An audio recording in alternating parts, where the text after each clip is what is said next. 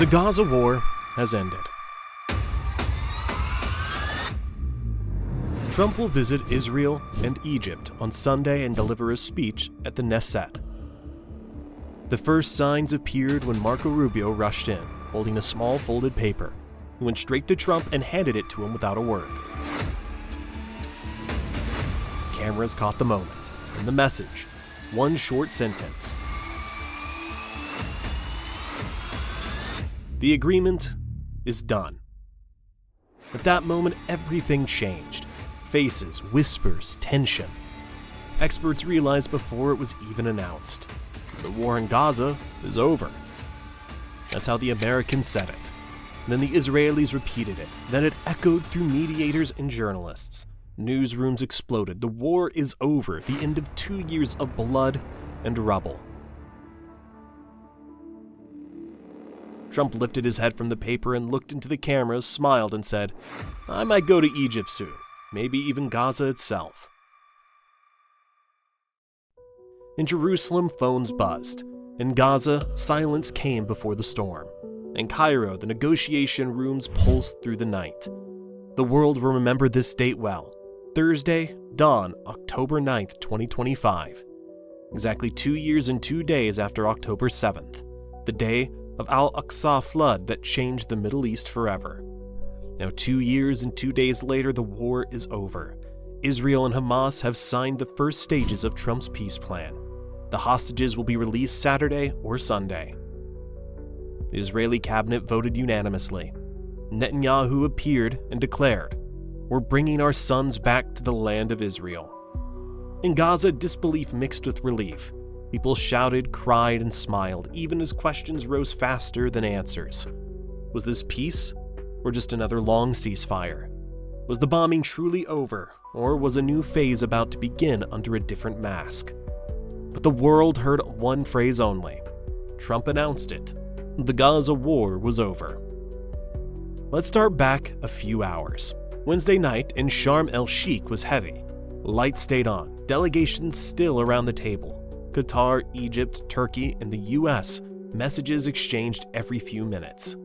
Some meetings public, others behind closed doors. Then suddenly the Egyptian presidential spokesman appeared, calm and deliberate, reading word for word. An agreement has been reached on the terms and mechanisms for implementing the first stage of the ceasefire plan in Gaza. Minutes later, the Qatari mediator appeared for a brief statement. We, along with all mediators, announced that both parties have agreed to Trump's peace plan. Trump himself posted soon after. Hamas and Israel have reached an agreement for the first stage of peace. Hostages will be released soon, and Israeli forces will withdraw to agreed positions. He called it a strong and lasting peace. From Cairo, confirmations poured in. The negotiations that lasted for days had reached their decisive moment. Documents were signed, security details finalized, and the implementation mechanisms prepared. From Doha came a complimentary statement. The first phase will begin with the release of detainees, followed by a gradual Israeli withdrawal, and the entry of humanitarian aid into all areas of Gaza. Almost identical to Hamas's own announcement, an agreement for a ceasefire included the withdrawal of Israeli forces, humanitarian aid, and the exchange of captives. Simultaneous scenes, statements from Sharm el-Sheikh, posts from Washington, confirmations from Doha, the same script, the same tone, the same message. The war has ended. At the White House, Trump insisted on speaking personally. I may travel to the Middle East this weekend, perhaps Sunday, he told reporters. Israeli channels called it a political earthquake. The army awaited orders. In Gaza before dawn, phones buzzed with alerts. People stepped onto balconies, tuned into radios, checking the headline again and again. Ceasefire begins. The first phase of Trump's plan had begun. Thursday dawn, Israeli army units began moving. Officers received new orders, emergency meetings at the border, maps unfolded, the yellow line. That's the new temporary border. Channel 11 reported first. The army has begun preparation for withdrawal under Trump's plan. Brigade commanders met at 6 a.m. Orders were clear. Withdraw to the agreed line. Trump himself posted the new maps on Truth Social. Color-coded lines showed withdrawals from the east, the north, and parts of the south. Every step measured in kilometers. Armored vehicles like Khan Yunis, units withdraw from Deir al-Balah. For the first time in 2 years, the skies above Gaza were quiet. Smoke faded from the horizon. In Washington, small flags were raised on the White House lawn. In the Middle East, a map drawn in blood and dust was finally folded. The first stage completed. The promised peace had begun. After 2 full years of fire and rubble, Israeli troops withdrew. Borders were redrawn. People stared at cities that no longer existed. Hundreds of thousands dead, wounded, or displaced.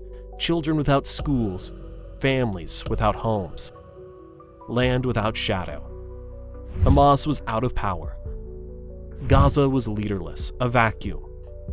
The world watched closely, but the biggest question still echoed louder than every celebration. What did Hamas gain after 2 years of war? What did the Palestinians gain, besides hunger, siege, destruction, and exile? The deal was signed. Trump smiled, the world applauded. The mediators called it historic peace. But in Gaza, silence was the only language. People walked among the ruins, looked out toward the sea and asked themselves, has the war truly ended? Or has the last piece of hope just fallen with the dust?